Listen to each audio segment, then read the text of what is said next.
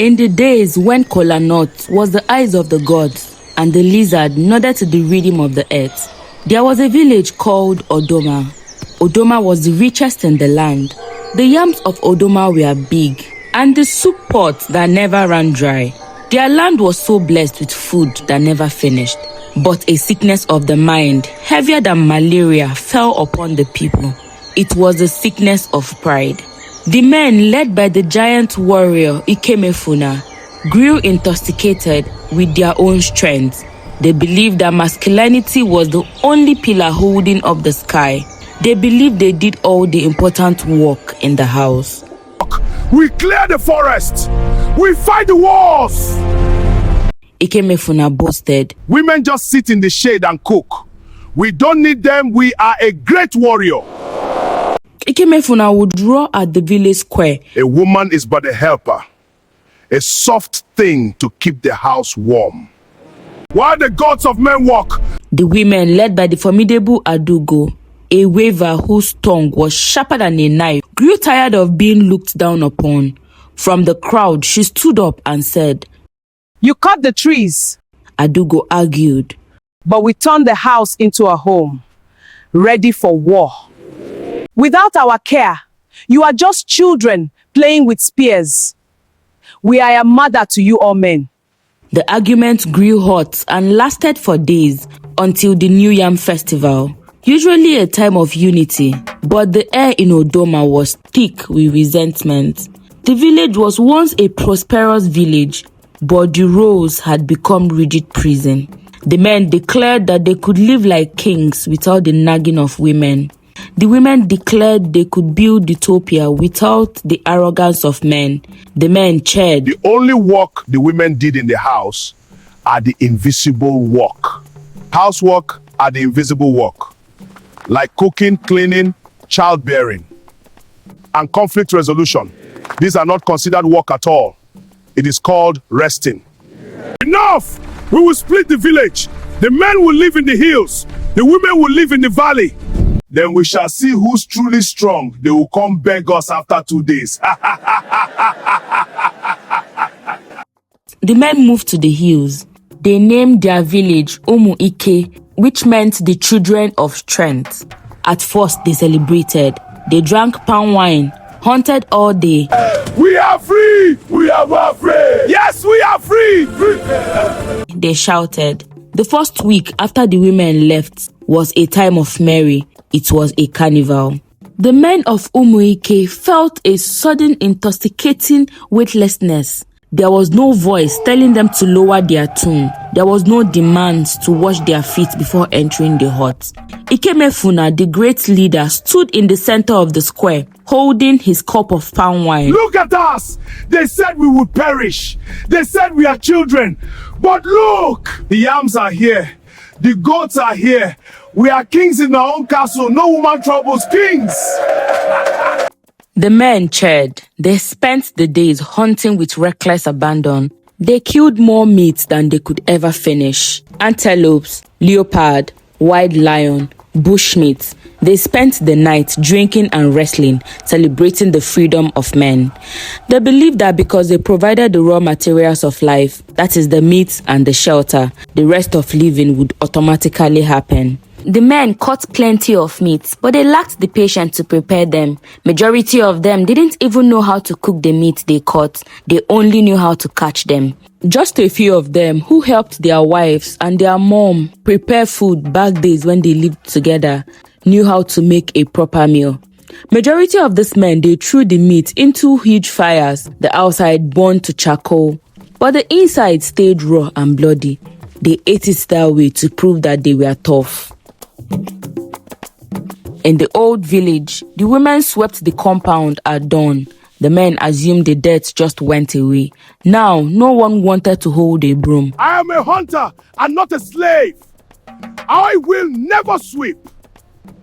Goat droppings, yam peels, and bones piled up in corners, and no one wanted to do the lowly work of sweeping or fetching water for cleaning. Death piled up, flies took over the camp. The smell was terrible.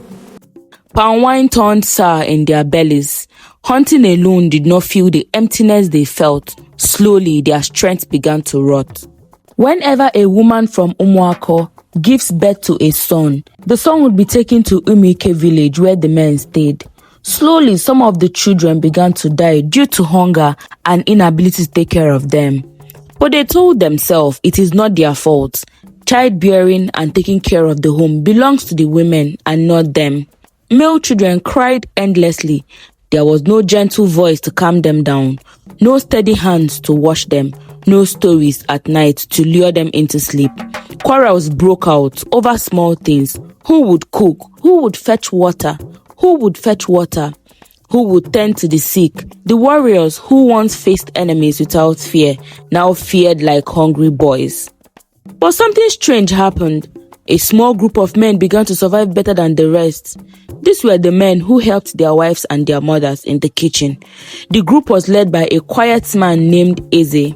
Back in the old village, the other men used to mock him.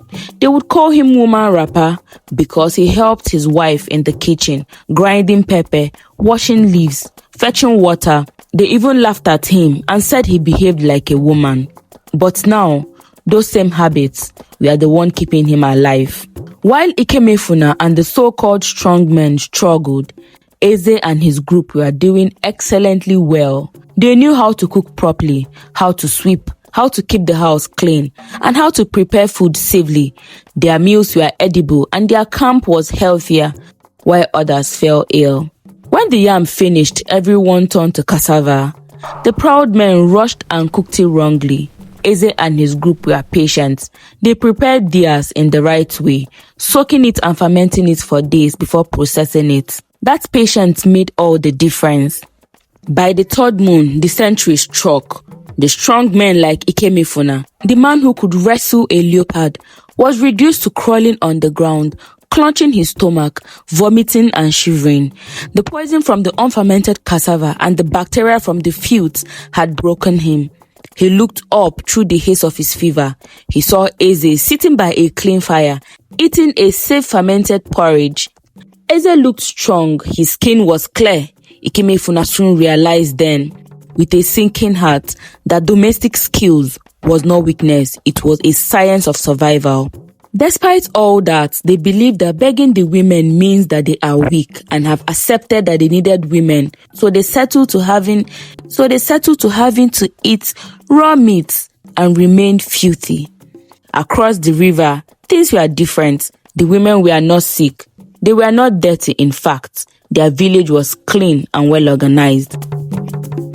Their women leader, the Ethiopia of Beauty, Adugo, organized the women so well. The council, there was no shouting. They sat in circle and talked calmly, using reasons. The rationing, Adugo counted the food carefully. Everyone ate just enough. No one wasted food. The aesthetics, they wove mats, planted flowers, and kept the village very clean.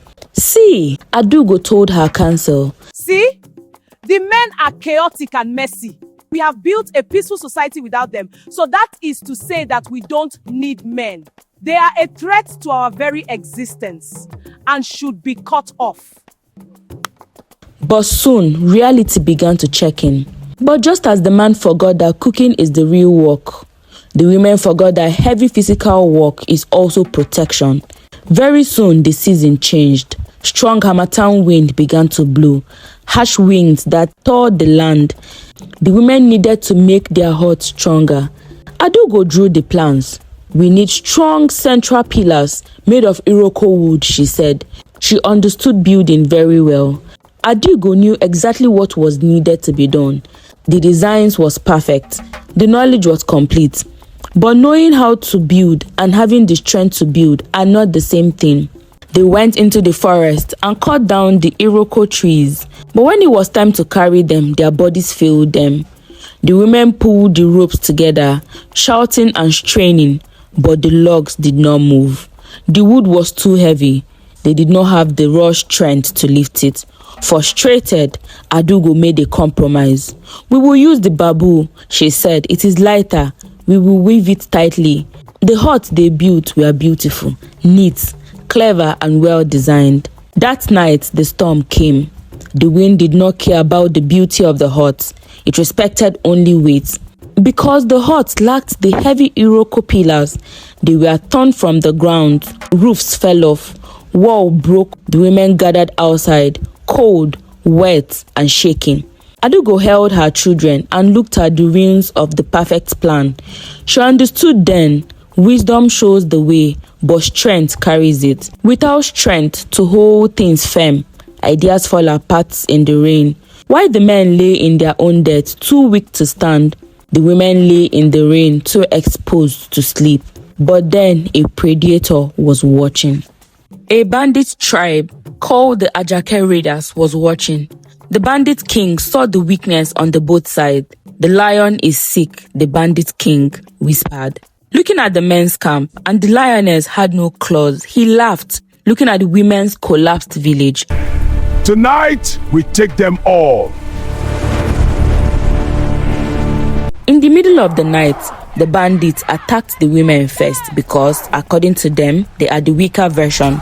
The women fought in a brave way, using traps, but the bandits were bigger, stronger, and heavier. They broke through the women's defense. Adugo saw that defeat was close. She ran to the iron gong and struck the special rhythm of the blood oath, a call for help that no person of Odoma could ignore. Help! We need help! They're coming! Help us! In the hills, which was the Umuike village, the men's village, the sick men heard the song. Ikemefuna was burning with fever, close to death. But the sound woke his instincts to protect. They are killing our wives, he said weakly. With the help of Eze, the healthy kitchen man, the sick warriors picked up their old rusty sword. But fear and urgency filled them with energy. They staggered down the hill like shadows. They met the bandits at the riverbank. At first, Ikemefuna was too weak. The bandit king knocked him down and lifted his axe to kill him. But Adugo stepped forward. She drove a sharp stake into the bandit king's shoulder and saved Ikemefuna's life. Get up! I will be your eyes, you be the hammer! They fought together. The women stood their grounds, warning, shouting, pointed out their enemies and trapped them. The men used their heavy bodies to strike hard blows and protect the women. Frightened by this united force, the bandits ran into the river and escaped. The next morning, the sun rose over a broken land. The men lay on the ground, breathing hard and holding their stomach. The women were injured and had no home. Ikemefuna sat in the mud, ashamed. He looked up at Adugo. My pride almost killed me, he said softly. We have meat, but we cannot even cook it properly. We have strength, but we are dying from poison. Please, Adugo, lead the women back. If you don't, we will die. Adugo looked at her destroyed village. And my wisdom almost froze me, she replied. We had plans, but we cannot lift the sky. We are exposed. Please, Ikemefuna, you and our men should build our walls. If you don't, the storm will destroy us. They rebuilt Odoma, but they changed the rules. The lesson for men, they learned that cooking and cleaning are not women's work. They are skills for survival. A man who cannot feed himself safely is not a king. He is a child. The lesson for the women, they learned that physical strength and ability to fight are not evil. They protect the home. Without a warrior, the wise person has nowhere to sleep. Onwards, elders said, a bird can hop with one wing, but two wings to fly. They saw the importance of both gender and the importance of living together in harmony. And Odoma never divided again. Thank you for watching. Catch you in my next story. Bye.